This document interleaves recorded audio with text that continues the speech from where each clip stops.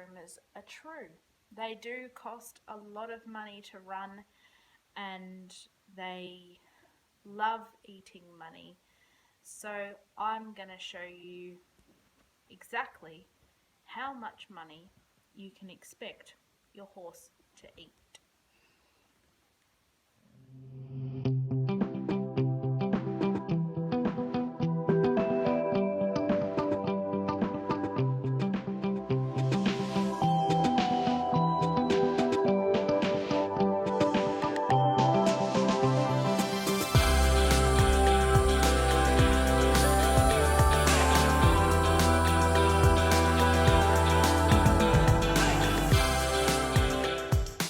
It's Mel here, and welcome back to Mel's Blind Life, the YouTube channel all about blindness.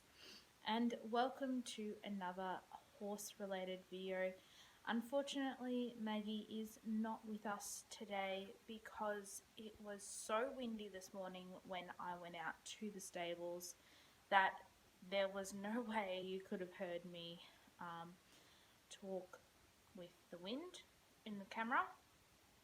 So I decided to talk to you guys here from the windless comfort of my couch.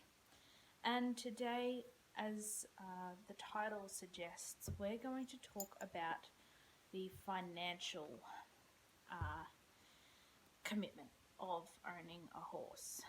Now, horses, as I said in my last video, are fantastic. I love them.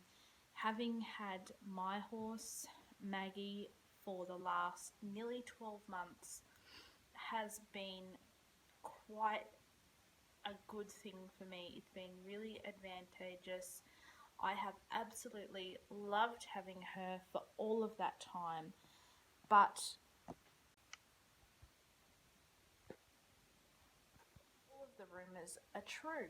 They do cost a lot of money to run, and they love eating money. So I'm going to show you exactly how much money you can expect your horse to eat. Before I get started, I do want to point out that all of my prices will be in Australian dollars, so you may need to check the exchange rate for your country to see exactly what these prices are in your country. But this is Australian dollars, and it's also because of where I live, slightly cheaper rates than you may get in a big city or something like that. So before you are looking at anything to do with your horse, you first need to consider how much the horse itself is going to cost and how much you are willing to spend on a horse. Now, when I first was looking at buying a horse, probably about 3.5, 4 years ago, I was told by my riding instructor at the time that I should be looking for a sort of 8 to 9 year old schoolmaster gelding that had done, all of the dressage, jumping, had maybe done a few competitions, had been broken in properly. That was a larger breed, so maybe a Clydesdale cross quarter horse or Clydesdale cross something that was big boned, and that I was expecting to spend several $1,000s, $4,000 or $5,000. So you really need to discuss with your riding instructor or your parent or whoever it is that you get your horse riding skills and knowledge and advice from, what kind of horse you are looking at buying and the price bracket that you should be looking at spending. Now, a horse that is really good, like that schoolmaster that my instructor first recommended to me 4 years ago, I would have been expecting to spend around $5,000 I'd say, on a good horse like that. Maybe more, maybe less. The prices do fluctuate. On a horse like Maggie, who is not the type of horse I was looking for at all, and yeah, there's a bit of story behind that I can't share because it's private between me and other people. But a horse like Maggie, who wasn't properly broken in, who was slightly neglected, things like that, maybe $1,000, not much more than that. Now, after she's had all of her work and I've broken her in mostly, and she's healthier and everything like that, I could probably expect to try and sell her for $2,000 or $3,000. Now, there's also the equipment that you're going to be wanting with your horse, and you've got to find out when you're looking at buying horses from the person that you're looking at buying them from. You've got to find out whether they are going to be coming with any equipment. So you guys may remember a little while ago I did a basic horse riding equipment video. I will link that specific one in the description down below. But you are going to need some basic equipment to sort of get you off the ground as soon as you take over ownership of that horse. You're going to need at least one halter and lead rope. You're going to need one grooming kit. You're going to need possibly a rug or a fly mask, depending on what time of year you're living in when you're buying your horse.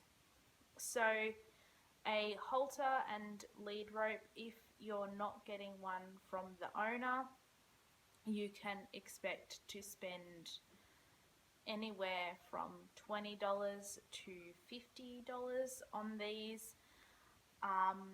Some really, really good brands like Weather Beater and King Cave and things like that, they are really more expensive than some of your other brands, or even just some of your secondhand stuff. And secondhand online horse for sale groups are really fantastic. I'm a member of a couple of them on Facebook, and I have bought a couple of things from there. So that is probably my first real tip, I suppose, when you're looking at buying equipment for your horse, is keep an eye out on horses for sale, buy, swap, sell type groups in your local area, because things like halters and leads and saddles and stuff like that come up really often.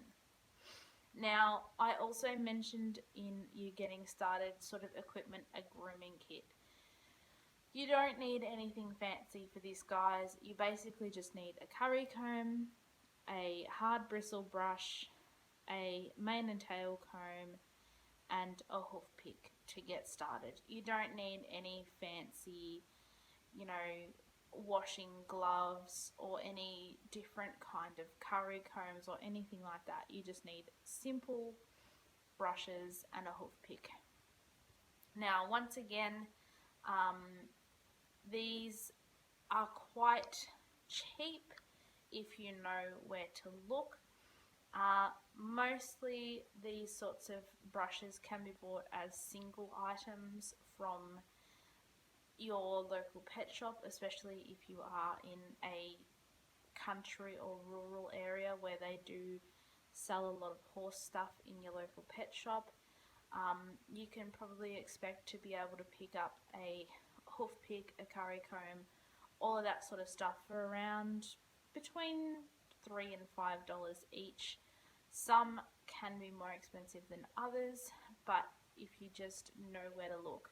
You can buy full grooming kits as well that have things like sponges, and they have a plastic curry comb as well as a rubber curry comb, and they have a soft and hard bristle brush.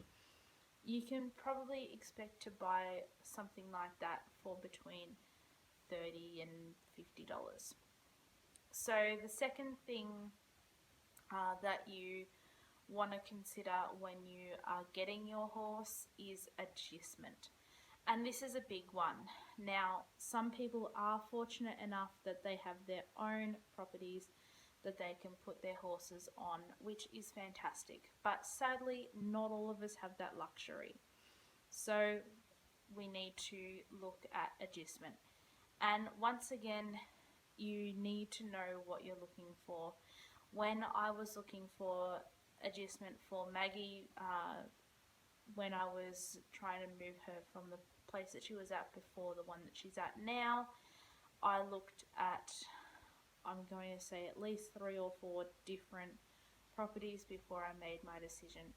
And you have to decide on the property that is right for you.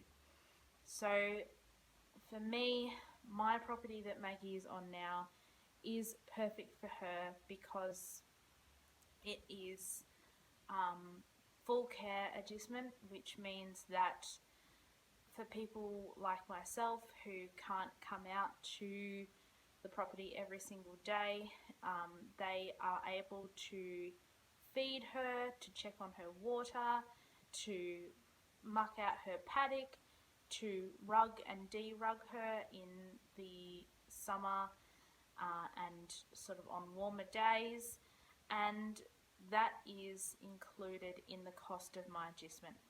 So the other really good thing about the property that I'm currently on is it's got all the facilities I need. It has a round yard, it has an arena, it has a shed that I can store my equipment in, it has sheds that we can store our feed in, and it has a nice little shelter in the horse's paddock that she can stay in on her own when it is inclement weather. So you really want to look for appropriate accommodation for your horse that is going to suit you. Now, agistment can cost anything from sort of $30 or $40 a week to over, nearly $100 a week. It depends on the sort of property that you're having your horse at and the location that you're in. The property that I'm on is costing approximately $65 a week, including all of the self-care. Including all of the care. So if I didn't have self-care, it would be cheaper, but unfortunately that is something that you have to include in the cost. Now, I mentioned feeding before, and feeding is probably the thing that is going to cost you the most. And I've got a summary here of what Maggie eats and what I pay for every week.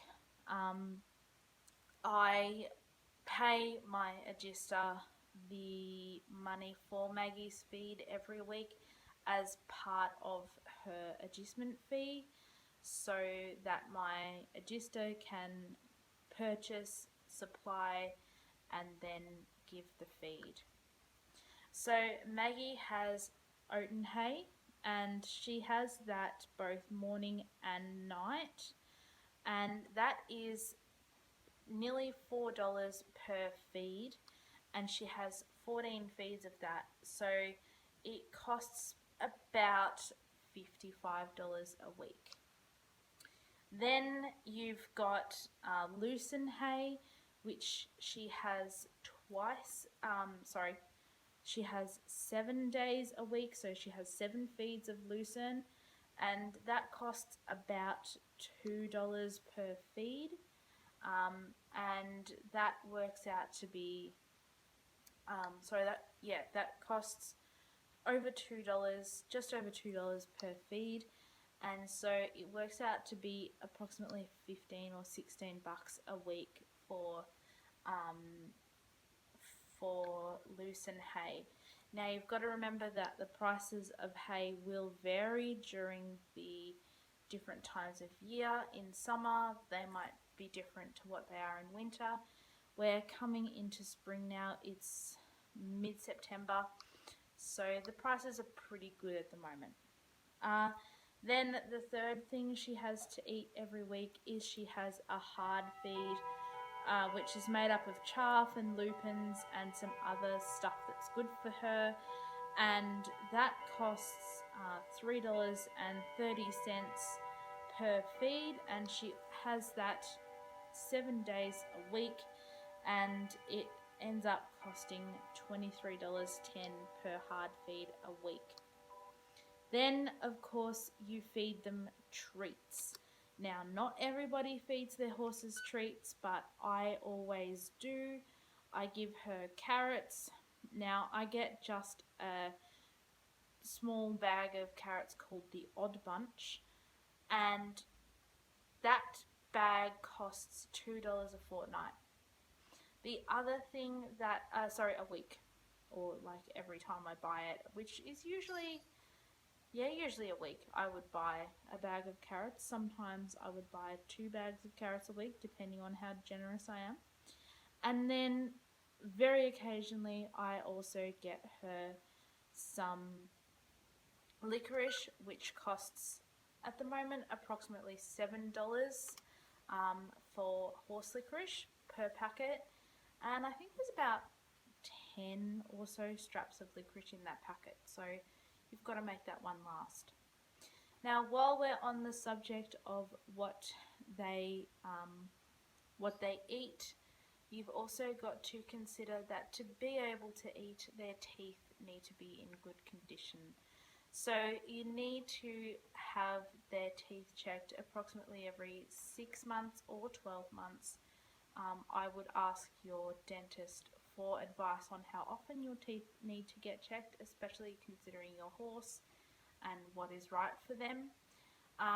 My dentist costs $80 for a consultation, and like I said, you need to do that once every 6 or 12 months. I'm able to get away with it for 12 months so far, thankfully, so that is something else. And then on the subject of healthcare, you need to obviously have their feet trimmed, their hooves trimmed as well, which is a visit from the farrier. Now, Maggie doesn't have anything special done when she sees the farrier. She doesn't have shoes. She doesn't need any kind of shoes at all. So she just has a basic trim, and she's able to get away with, because she's got really, really good feet, because she's a standard bred, she's able to get away in the winter with only having her feet done once every sort of 3 or 4 months, and then in the summer she has to have it done once every 8 weeks. So at the moment I'm spending $40 on the farrier for every consultation, and as I say, you can expect to have the farrier come once every 2 months, and luckily for me, I'm able to save, like I said, because Maggie's feet don't grow very much in the winter and they are in really good condition. And the last thing while we're talking about healthcare is their wormer. So horses need to be wormed at the beginning of every season, or at the change of season. We use a worming paste, which comes in a tube. You guys have seen me in previous vlogs giving Maggie her wormer. It is so entertaining. And that tube costs about $15. Sometimes it can cost up to $20. It really depends on your area where you are. But I love to keep an eye on the sales at my local tack shop. They have really good worming savers at the beginning of just about every month. So if you keep an eye on those worming savers, you can get your wormer for reasonable pricing. Now, you'll notice that I didn't go much into the equipment, saddles and bridles and all of that other stuff, but I think that we will leave those for another day. If you want to know bouts, saddles and bridles, and all of that kind of equipment that you would use for riding and working with your horse, please let me know in the comments down below. Also, if you've got any questions about the costings that I've spoken about today, please let me know down below. Just remember, guys, I'm not an equine professional. I'm just a horse lover, and I'm helping you guys get this information just as a part of interest.